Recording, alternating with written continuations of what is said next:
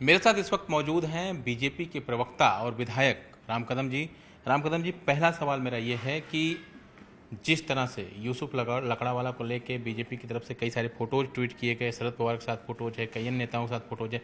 संजय राउत से जब ये सवाल पूछा जाता है कि आपने नवनीत राणा को लेकर सवाल खड़े किए, लेकिन आपके ही नेताओं के साथ जब फोटो है यूसुफ लकड़ावाला के, तो उन्होंने कहा कि फोटो मैटर नहीं करता, मैंने जो पूछा बीजेपी के पास उसका जवाब नहीं है।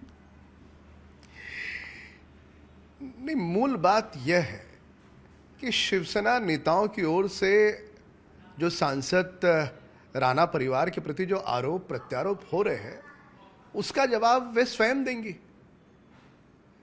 पर शिवसेना नेता इस बात का जवाब कब देंगे?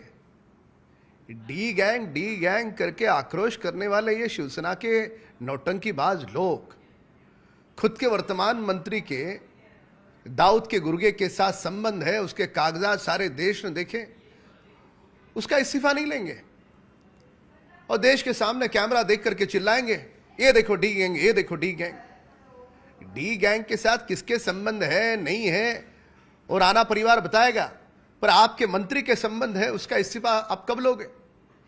मूल बात से पूरी तरह से ध्यान भटकाएंगे। मुख्यमंत्री आवास के बाहर यदि कोई हनुमान चालीसा पढ़ता है तो उसमें क्या आपत्ति है?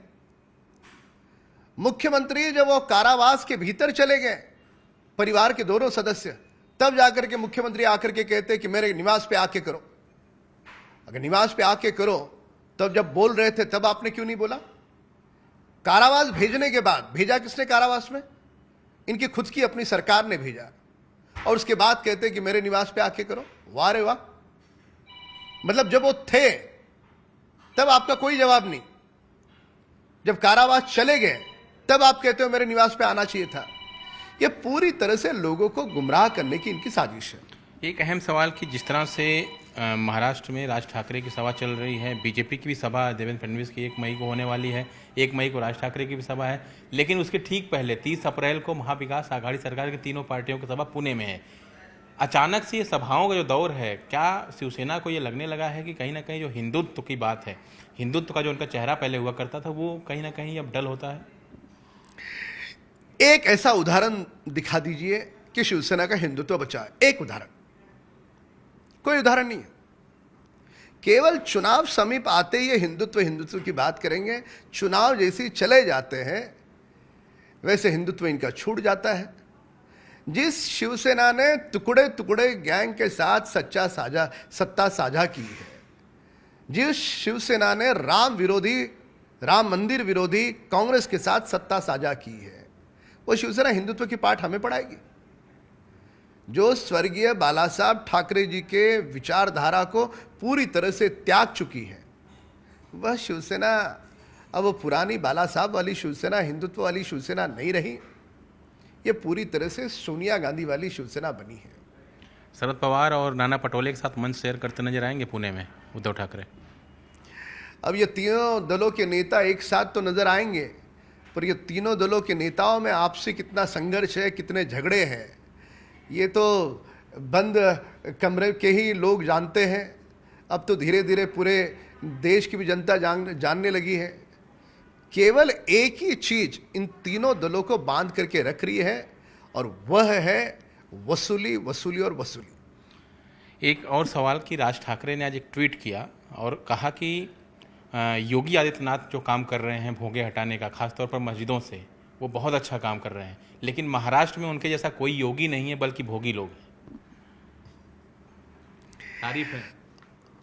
औरों की ओर उंगली दिखाने से बेहतर होता कि जो उत्तर प्रदेश की भूमि पर हो रहा है न्यायपालिका का सम्मान, वो महाराष्ट्र की भूमि पर ये तीनों दल और शिवसेना के नेता कब करेंगे?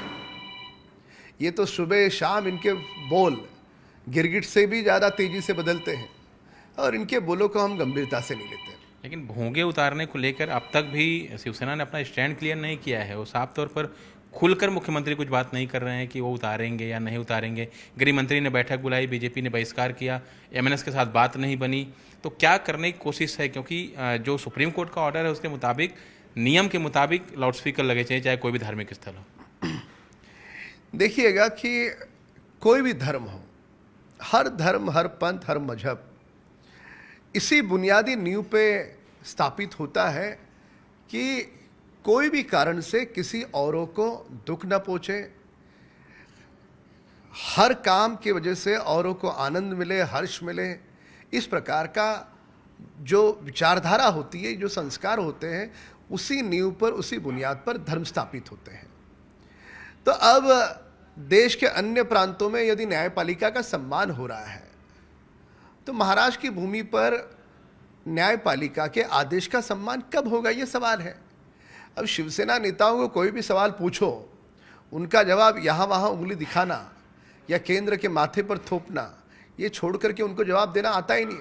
अब 3 साल लगभग होने आ रहे हैं, पर अभी भी छोटे बालक के भांति रोते रहते, केंद्र सरकार, केंद्र सरकार, केंद्र सरकार या योगी सरकार। अभी औरों की ओर उंगली दिखाना छोड़ दो, आप सरकार हो, खुद पर दायित्व लेना सीख लो। अगर नहीं आता है तो कोई पाठशाला लगा लो। एक आखिरी सवाल, कल पीएम मोदी ने बैठक की, उन्होंने कहा कि गैर बीजेपी जो राज्य हैं जहां पर बीजेपी की सरकार नहीं है, उन्होंने पेट्रोल डीजल के दाम जो है वो कम नहीं किए। इस पर संजय राउत ने कहा कि पीएम मोदी ने जो ताने मारे गैर बीजेपी राज्यों को, वो ठीक नहीं है, पक्षपात किया है गैर बीजेपी राज्यों के साथ उन्होंने। अब ये फिर से ये नई बात है, हम शिवसेना नेताओं को गंभीरता से नहीं लेते। उनकी टिप्पणी, उनके आरोप प्रत्यारोप जो यहाँ पर वसूली चल रही है उनकी धड़ल्ले से, उससे लोगों को विचलित करने के लिए है। खास तौर पर यहाँ पर जिस तरह से सियासी घमासान है, हर पार्टी कहीं ना कहीं एक दूसरे पर हमलावर है, क्योंकि लगातार जो हिंदुत्व का मुद्दा है, हनुमान चालीसा का मुद्दा है, उसको लेकर लगातार सियासत मुंबई में चल रही है।